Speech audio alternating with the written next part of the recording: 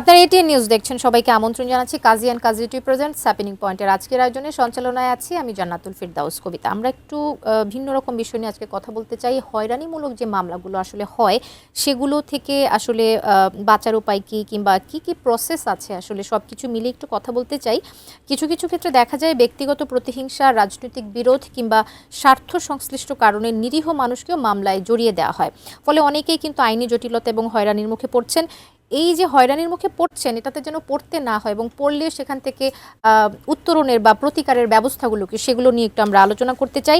আমাদের সঙ্গে আজকে অতিথি হিসেবে স্টুডিওতে উপস্থিত আছেন ব্যারিস্টার মারিয়াম চৌধুরী প্রজ্ঞা। তিনি বাংলাদেশ সুপ্রিম কোর্টে অ্যাডভোকেট হিসেবে আছেন। আপনাকে স্বাগত আমাদের আজকের হ্যাপেনিং পয়েন্টের আয়োজনে। কেমন আছেন? ভালো আছি। জি, ভালো আছি। আচ্ছা, বলতে চাচ্ছিলাম যে ফৌজদারি কার্যবিধি অনুযায়ী সিআরপিসি মামলা দায়েরের পর তদন্তের মাধ্যমে নাম যাচাই করার আইনি প্রক্রিয়াটা কি? আচ্ছা, একজন যখন অভিযোগ দায়ের করবে, সেটা সে করতে পারে থানাতে যে এজাহার হিসেবে বা এফআইআর হিসেবে, অথবা যে সে যে ম্যাজিস্ট্রেটের কাছে যে এটা একটা সিআর মামলা করতে পারে। তো যখন এজাহার দায়ের করবে, সে সেই ক্ষেত্রে অভিযুক্তদের নাম এবং সন্দেহভাজন ব্যক্তিদের নাম সেখানে উল্লেখ করতে পারে। তো এরপরে আসবে তদন্ত সাপেক্ষে যে আসলে তারা কি প্রকৃত অপরাধী কি না, এটা একটা তদন্তর একটা বিষয় আছে। তখন তদন্তর তারা করবে যে সেখানে তার উপস্থিতি ছিল কিনা, তার সম্পৃক্ততা ছিল কিনা। এটা বিভিন্ন ধরনের সিসিটিভি ফুটেজ হতে পারে বা কোনো সাক্ষী থাকতে পারে। বিভিন্ন কিছু যাচাই বাছাইয়ের মাধ্যমে এটা নির্ধারণ করা যেতে পারে। আচ্ছা, যিনি তদন্ত কর্মকর্তা তিনি কি পর্যাপ্ত প্রমাণ না পেলে চার্জশিট থেকে কারো নাম বাদ দিতে পারেন কিনা, এবং এর আইনি ভিত্তিটা কি? হ্যাঁ, এটা আইনগতভাবে আমাদের এটার মেইন আইনি ভিত্তিটা হচ্ছে CrPC, code of criminal procedure, এবং পেনাল কোডেরও কিছু সেকশনসগুলো এখানে থাকে। তো সিআরপিসি অনুযায়ী যখন উনি তদন্ত করবে, তদন্ত কর্মকর্তা এখানে যদি যথেষ্ট সম্পৃক্ততা যদি না দেখে, বা যদি দেখে যে এখানে কোনো প্রমাণ নেই বা কোনোভাবে তার সংশ্লিষ্টতা নেই, তিনি তখন এটা একটা ফাইনাল রিপোর্ট আমরা বলি সেটাকে, ফাইনাল রিপোর্ট, অর্থাৎ সে এটাকে নামটা তার বাদ দিয়ে দিতে পারে। আর যদি দেখা যায় যে না, এখানে আরও সাক্ষ্য প্রমাণের বিষয় আছে বা তার সংশ্লিষ্টতা এখানে দেখা যাচ্ছে, সেই ক্ষেত্রে চার্জশিট জমা দিতে পারে। আচ্ছা, একটি মামলা অযথা যখন দায়ের করা হয়, কিংবা একটি মামলা দায়েরের পর অযথাই কিন্তু অনেকের নাম যুক্ত করা হয়, এতে কিন্তু অনেকে হয়রানির শিকার হন। এটার আসলে আইন অনুযায়ী গ্রহণযোগ্যতা কতটুকু? এটা কিন্তু আইন অনুযায়ী অগ্রহণযোগ্য কিছু না। কারণ যখন একটি ব্যক্তি যে ভুক্তভোগী, সে কিন্তু সন্দেহভাজনভাবে অনেকের নাম দিতে পারে, এটা বেআইনি কোনো কিছু না। এটা পরবর্তীতে তদন্তের সাপেক্ষে সেখান থেকে নাম তার সরে যেতে পারে, বাদ হয়ে যেতে পারে। এটার দায়িত্ব পড়ে পুলিশ কর্মকর্তা বা যারা এই তদন্তর সাথে সংশ্লিষ্ট থাকবে। আবার এই যে আপনি যে বললেন হয়রানির জন্য দেওয়া হয়, এটা আমরা অনেক সময় দেখি যে দলবদ্ধভাবে কোথাও হয়তো বা এরকম একটা ইনসিডেন্ট হয়েছে, অথবা রাজনৈতিক কোনো ইনসিডেন্টের সময় যখন অ্যারেস্টগুলো হয়, সেই ক্ষেত্রে কিন্তু সন্দেহভাজনভাবে অনেকের নাম দিয়ে থাকে, 30 জন 40 জন। তো সেই ক্ষেত্রে এখানে আইনি কোনো বাধা নেই। কেউ যদি সন্দেহ কাউকে যদি করে, যে দিতে পারে, নামটা দিতে পারে। কিন্তু এটা পরবর্তী তদন্ত কর্মকর্তার উপর বর্তায় যে উনি সঠিকভাবে তদন্ত করে, যাদের যদি একদমই কোনো সম্পৃক্ততা না থাকে বা সেই ব্যক্তি ওখানে উপস্থিত নেই, সেক্ষেত্রে ফাইনাল রিপোর্টের মাধ্যমে সে নামটা বাদ দিতে পারে। আবার এই নামটা বাদ দেওয়ার অর্থই এই না যে এটা একদমই তার নাম বাদ পড়ে গেল। যদি ম্যাজিস্ট্রেট এটার সর্বশেষ ডিসিশনটা যায় ম্যাজিস্ট্রেটের উপরে, উনি যদি মনে করে যে না, যার নাম বাদ দেওয়া হয়েছে কিন্তু আসলে তার পরবর্তীতে যদি সম্পৃক্ততা খুঁজে পায় বা যদি উনি প্রয়োজন মনে করে, সেক্ষেত্রে কিন্তু আবার তার এগেনস্টে তদন্ত হতে পারে এবং তার নাম আবার যুক্ত হতে পারে। আচ্ছা, দণ্ডবিধির 211 ধারায় মিথ্যা মামলার ক্ষেত্রে কি ধরনের শাস্তির বিধান আছে? আমাদের পেনাল কোডের 211 ধারায় এখানে বলা আছে যে হয়রানিমূলকভাবে বা মিথ্যাভাবে বা ষড়যন্ত্র করে বা অন্য কোনো স্বার্থ হাসিলের জন্য মামলা করা, এটা একটা আইনগত অপরাধ। তো সেই ক্ষেত্রে যে কোনো সাধারণ যদি এটা একটা মিথ্যা মামলা হয় যে দিয়েছে এবং এটা যদি প্রমাণ হয়, সেই ক্ষেত্রে সাধারণ অন্যান্য সকল অপরাধের ক্ষেত্রে 2 বছরের শাস্তি অথবা জরিমানা অথবা দুটোই দিতে পারে। কিন্তু যদি দেখা যায় যে যেই অপরাধের জন্য তাকে অভিযুক্ত করছে সেটার সর্বোচ্চ শাস্তি মৃত্যুদণ্ড অথবা যাবজ্জীবন অথবা 7 বছরের কারাদণ্ড বা তারও বেশি, সেই ক্ষেত্রে যে ব্যক্তি মিথ্যা অভিযোগ করছে, মিথ্যা মামলা দিচ্ছে, সেটা যদি প্রমাণ হয় যে এটা একদমই বেসলেস এবং তাকে শুধু উদ্দেশ্য প্রণোদিতভাবেই এখানে জড়ানো হয়েছে, সেই ক্ষেত্রে শাস্তি, সর্বোচ্চ শাস্তি তার 7 বছর অথবা জরিমানা। আচ্ছা, ইচ্ছাকৃতভাবে যদি নিরীহ মানুষকে মামলায় জড়ায় সেক্ষেত্রে তার বিরুদ্ধে কি রকমের আইনি ব্যবস্থা নেওয়া যায়? যদি মিথ্যাভাবে কাউকে জড়ানো হয় এবং এটা প্রথমে তো আসলো তদন্তের সাপেক্ষে সে এটা প্রমাণিত হবে যে সে তার ইনভলভমেন্ট কতটুকু ছিল কি ছিল না। যদি তাকে তদন্তের সাপেক্ষে যদি তার বিরুদ্ধে কোনো প্রমাণ না পাওয়া যায়, তার পরবর্তীতে সে মামলাটা করতে পারে। মানহানির মামলা হতে পারে, সেটা হতে পারে যে তাকে যে মিথ্যাভাবে জড়ানো হয়েছে সেই ইয়ে থেকে তার নাম খারিজের একটা অ্যাপ্লিকেশন করতে পারে, অথবা আমাদের হাইকোর্টে একটা রিটের আবেদন করতে পারে যে এটা থেকে যেন তার নাম রেহাইয়ের জন্য পাওয়া যায়। আচ্ছা, আরো অনেক কিছু আসলে জানার আছে। অনেক সময় অনেকে মিথ্যা মামলার শিকার হয়ে থাকেন, ভুক্তভোগীর আসলে করণীয় কি, বিষয়গুলো আমরা জানবো। তবে আমাদের হ্যাপেনিং পয়েন্টের আয়োজনে একটা বিরতির সময় হয়েছে। জি, ধন্যবাদ দর্শক, আমাদের সঙ্গে থাকুন। কাজী অ্যান্ড কাজী প্রেজেন্টস হ্যাপেনিং পয়েন্টে সময় হয়েছে একটা বিরতির। ফিরে আসছি আবারও আমাদের অতিথিকে সাথে নিয়ে।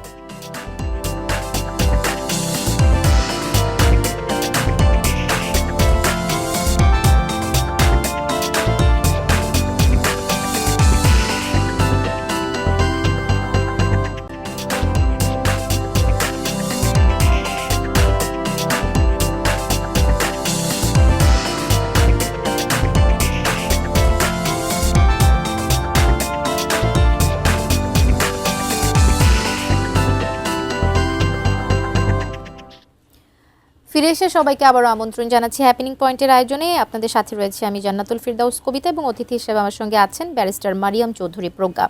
আমরা এবার একটু যে বিষয়টা নিয়ে কথা বলতে চাই, অনেক সময় অনেকে মিথ্যা মামলার শিকার হয়, ভুক্তভোগী যিনি আছেন, মিথ্যা মামলা প্রমাণ করতে একজন ভুক্তভোগীকে আসলে কি কি করতে হয় বা তার করণীয়গুলো কি?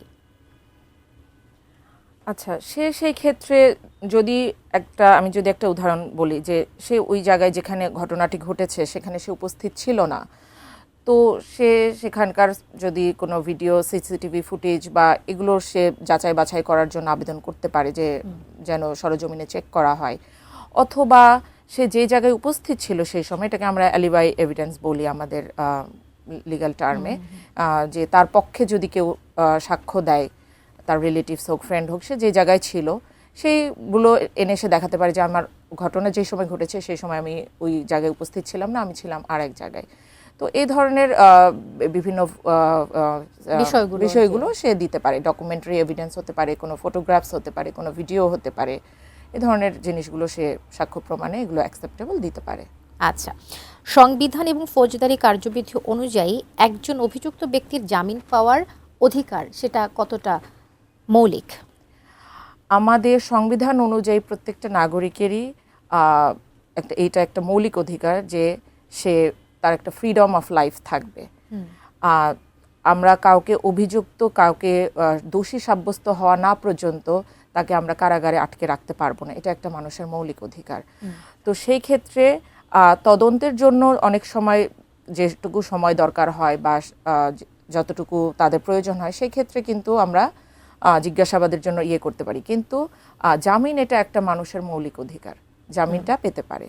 আচ্ছা, অনেক সময় আমরা এরকম অনেক কিছুর সাক্ষী হয়ে থাকি, নিরীহ মানুষ, নিরপরাধ, কিন্তু দীর্ঘদিন তাকে হাজতে থাকতে হয়। এই যে ব্যাপারগুলো, এগুলোর দায়টা আমরা আসলে কাকে দিব বা দায়টা কার? আসলে এই দায়টা যদি যে কোনো একজনের উপরে বা একটা প্রতিষ্ঠানের উপরে দেওয়াটা ঠিক হবে না, ঠিকও না। কারণ এই দায়টা আমি বলতে পারি প্রথমে হতে পারে আমাদের যেই প্রতিষ্ঠানগুলো আছে, ফর এক্সাম্পল যারা তদন্ত করছে, তারা যদি এটাতে একটু দ্রুততার সাথে তদন্ত করে, একটু নিরপেক্ষভাবে তদন্ত করে, তারা যদি অন্য কোনোভাবে বায়াসড না হয়ে সঠিকভাবে যদি তদন্ত করে, অনেক ক্ষেত্রে কিন্তু সমাধান এখানেই হয়ে যায় প্রমাণগুলো। এরপরে কিছুটা দায় থাকবে, কিছুটা না, অনেক অংশেই দায় থাকবে আমাদের কোর্ট প্রসিজারের উপরে। কারণ আমাদের এখানে মামলার সংখ্যা এতটা বেশি এবং মামলা জটগুলো এতটা বেশি যে একটা মামলা লিস্টে আনতে, সেটাকে হিয়ারিং করতে অনেক সময় লেগে যায়। তো সেই ক্ষেত্রেও দেখা যায় একজন নিরপরাধ ব্যক্তি কিন্তু জাস্ট এই জটিলতার কারণেই বছরের পর বছর ধরে তাকে জেলখানায় থাকতে হচ্ছে। আবার এটার কিছুটা দায় আবার এটাও বর্তায় যে এই যে মিথ্যা অভিযোগের যে আমরা এটাকে যে আইনের যে এই যে মানে অপব্যবহার যেটাকে বলি, ফাঁকফোকর এটা তো যদি বলি আমরাই আমরা, করছি। আইনের ফাঁকফোকর। সাধারণ মানে যারা আছে তারাই তো করছে, যে একভাবে যদি না হয় তারা আরেকভাবে আরেকভাবে তাকে চেষ্টা করছে, তাকে harass করার যেভাবে চেষ্টা হ্যারাস করা যাক বা যেভাবে প্রতিশোধ নেওয়া যাক। তো এই যে এটা থেকেও তো বেরিয়ে আসা উচিত, এবং আমি মনে করি এই ক্ষেত্রে সকলেরই একটা দায়বদ্ধতা বা ভূমিকা থাকে। জি আচ্ছা, অপরাধ দমন এবং নিরপরাধ মানুষের অধিকার, এই দুইয়ের মধ্যে ভারসাম্যটা কিভাবে রক্ষা করা সম্ভব? আপনি যদি প্রশ্নটা জি, অপরাধ দমন এবং নিরপরাধ মানুষের অধিকার, এই যে দুইটা বিষয়, এই দুইটা বিষয়ের মধ্যে ভারসাম্য কিভাবে রক্ষা করা সম্ভব? এই যে আমি বললাম যে আসলে দায়বদ্ধতাটা থাকে সবারই, কিন্তু আমি যখন আমাকে একটা আইনি আমাকে সুরক্ষা দেওয়া হয়েছে, ফর এক্সাম্পল কিছু কিছু ট্রাইব্যুনাল গঠন করা হয়েছে, যেমন এই নারী ও শিশুদের উপর যেন নির্যাতনটা কমিয়ে নিয়ে আসা যায়, কিন্তু এটা আমরা অনেক ক্ষেত্রে দেখি এটা একটা মানে মিসইউজ করার মানে আইনটাকে মিসইউজ করে বেশিরভাগ মামলায় মিথ্যাভাবে হচ্ছে। তো যার কারণে কি হচ্ছে, অনেক মামলা এরকম মামলার জট হচ্ছে। তো যে কারণে যারা আসল ভুক্তভোগী তারা কিন্তু এখান থেকে প্রতিকার পাচ্ছে না, তাদের জন্য প্রসেসটা অনেক লেন্দি হচ্ছে। অনেক সময় তারা এই হয়রানির কারণে কিন্তু অনেক মানুষ কিন্তু আইনের সাহায্যও চাইতে যাচ্ছে না, তারা চেপে যাচ্ছে। কিন্তু আসলে আবার দেখা যাচ্ছে যে এটাকে কেউ প্রতিহিংসার জন্য হোক বা অন্য কোনো জমি জমা সংক্রান্ত, এরকম আমরা অহরহ দেখি আসলে কোর্টে। তো এইটার হচ্ছে আমার মনে হয় এখানে একটু আমাদের কোর্টের যারা আমরা আছি, যারা আইন প্রণয়নের ক্ষেত্রে যারা আছে এবং যারা কি বলবো সংশ্লিষ্ট যারা আছে, তাদের এই জায়গাটাতে আরেকটু কঠোরতা আনা উচিত। হ্যাঁ, আচ্ছা, গণমামলা কিংবা দলগত মামলার ক্ষেত্রে নিরপরাধ মানুষ যাতে ভুক্তভোগী না হন তার জন্য কি ব্যবস্থা নেওয়া প্রয়োজন, আপনার মতামত? এখন এই যে একটা যে প্রবণতার কথা আপনি বলছেন যে সন্দেহভাজনভাবে অনেকের নাম দেয়া হচ্ছে, চলে আসছে, এই সবারকেই কিন্তু তদন্তের মধ্যে থাকতে হয়, এবং তাদের কিন্তু আসলে যাদের কোনো সংশ্লিষ্টতা এর ভিতরে নেই তাদেরও কিন্তু তাদের রেগুলার একটা রুটিনের বাইরে যে হয়রানিগুলোর শিকার হতে হচ্ছে। যেমন তাদের যদি কখনো হাজিরা দিতে ডাকা হয় বা কখনো যদি পুলিশের ওখানে যদি ডাকা হয় তাদের ইয়ের জন্য, তারা কিন্তু তাদের যেতে বাধ্য বা তারা এসব নিয়ে কথা বলছে, এবং একটা মানসিক চাপের মধ্যেও আছে। হ্যাঁ, তো এই যে এটার যে মেইন সমস্যা, যে এই যে ফাঁকফোকরগুলোকে ইউজ করে আমরা যারা সাধারণ নাগরিক, যাদের জন্য সুরক্ষার জন্য আইনগুলো করা হয়েছে, তারাই যখন এটার মিসইউজ করছে, তখনই কিন্তু এই প্রবলেমগুলো হচ্ছে। কিন্তু আমি আবার যদি এইভাবে বলি যে না, নাম দেওয়া যাবে না, তাহলে যে অ্যাকচুয়ালি যদি সে ইনভলভড থাকে সে তো আবার ছাড় পেয়ে যাবে, সে তো বেঁচে যাবে, সে তো চলে যাবে, এটাও কিন্তু একটা বিষয় থাকে। তো যখন আসলে এই বিষয়টা না পুরোটা অনেকটা ডিপেন্ড করছে যারা তদন্ত করছে, পুলিশের, তাদের হচ্ছে তারা কতটাকে প্রফেশনালিজম এক্ষেত্রে দেখাচ্ছে।